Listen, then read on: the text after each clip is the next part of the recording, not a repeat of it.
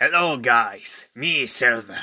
Me want to show you new Transformers Cyberverse Bumblebee Cybertron Adventures Deluxe Class Slug.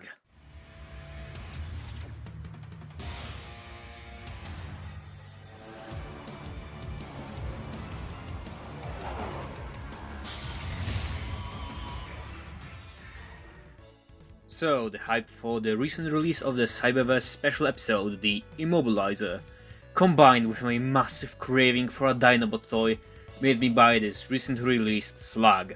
And just so you know, while I'm writing this episode, I haven't watched the special yet.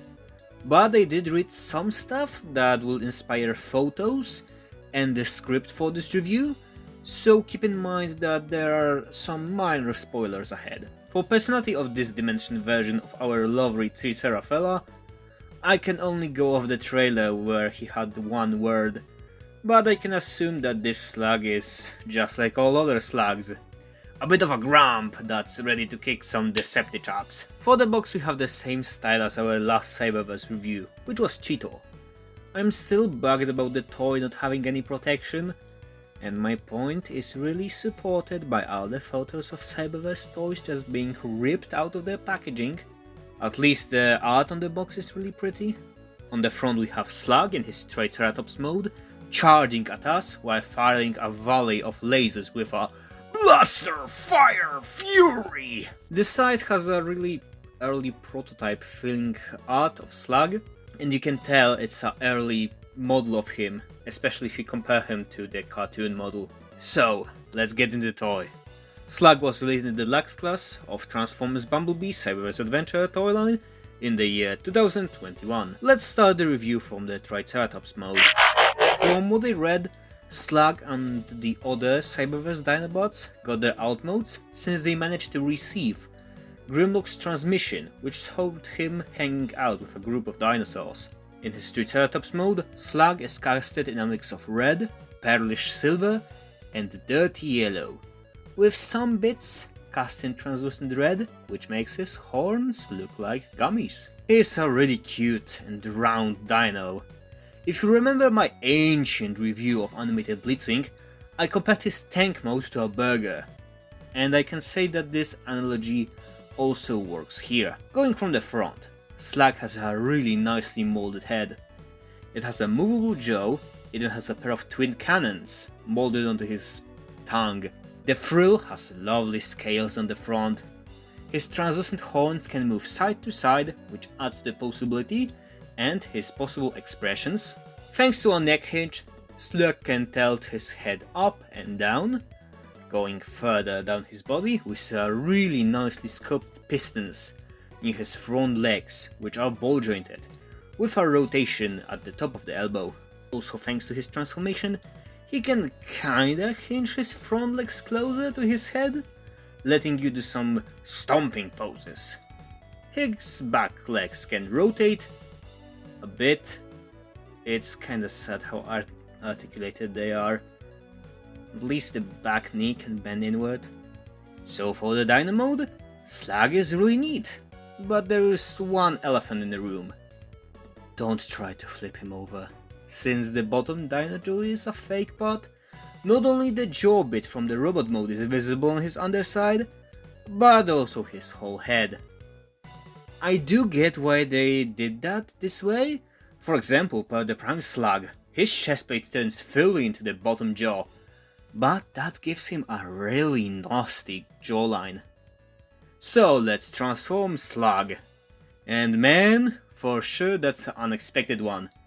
Originally I thought he was something like crumpled up into a dinosaur-like ball, like his Power Prime's cousin.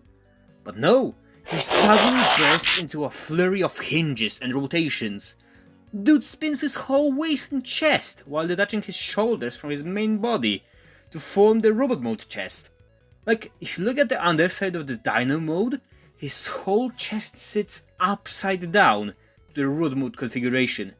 They really didn't need to go so hard with transformation for a baby toy. So after that awesome transformation, here we have Slug in his 14cm tall robot mode. He keeps the same colors as his alt mode, Maybe we see some more light blue, since now it's on his eyes and the two chest spots. His robot mode looks like a modernization of the G1 appearance, mixed with a chainmail wearing warrior. I love his spiky shoulders and the spikes on his legs. Like the leg one feel like there are some sort of mini rocket launchers mounted on them. They also add a lot of mass to him and make him look much stronger and bulkier than the smooth part of the Prime's toy. Another cool molding detail is that the scales from his frills continue towards his chest, giving him the chainmail detail I mentioned earlier. And like a cherry on the top, we have his head sculpt. This lovely fist of skull is beautifully painted silver with a pair of giant blue eyes that squint with hatred for himself and the whole world. And that massive chin square is just magnifique. From one plus, let's move on to the another, his accessories. Slug comes with a small axe that looks more like a throwing tomahawk than a fully fledged battle weapon that the side of the box would suggest, and a laser rifle that seems to be inspired by G1 Grimlock's launcher. And an additional accessory, we get a blast effect designed that work with this gun.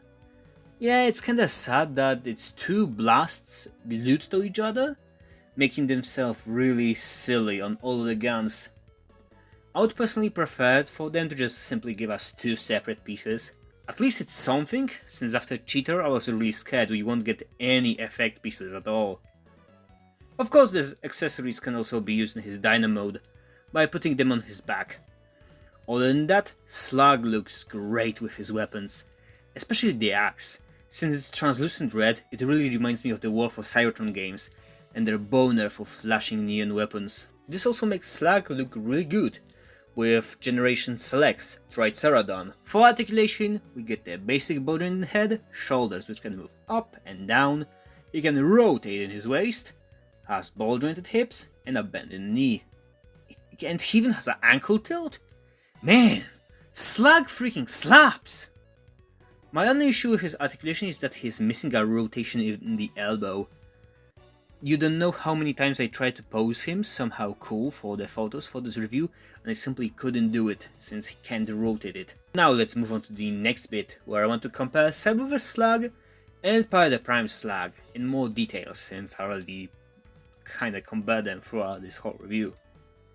But really, some people that believe that Cyberverse Slug is a remold of the Power of the Primes one? Chief, do you even know what a remold is? They don't share any molding pieces. Cyberverse Slug is much more detailed and has the better accessories. And a painted face.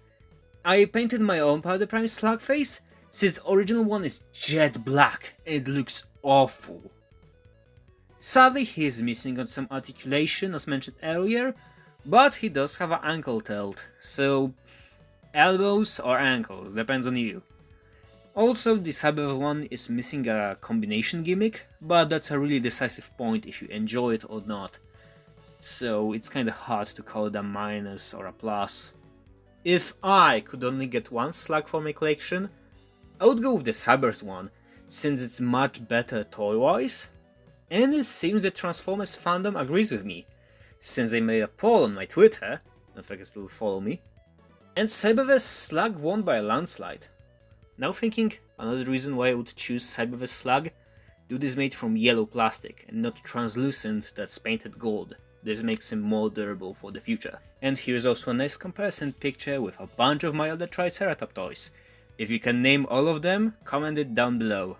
I will shout out the person that knows all of the Triceratops toys in the next review. And here's also a wide shot of Slug with some other Cyberverse deluxes. He may not scale the best, but he is still really fun. Thank you all for watching, don't forget to like, subscribe, check out my social media, and remember to watch Transformers Cyberverse Season 4 on YouTube. If you weren't sure of Cyberverse quality, remember that even most fun acclaimed Transformers cartoons only got 3 seasons. Bye!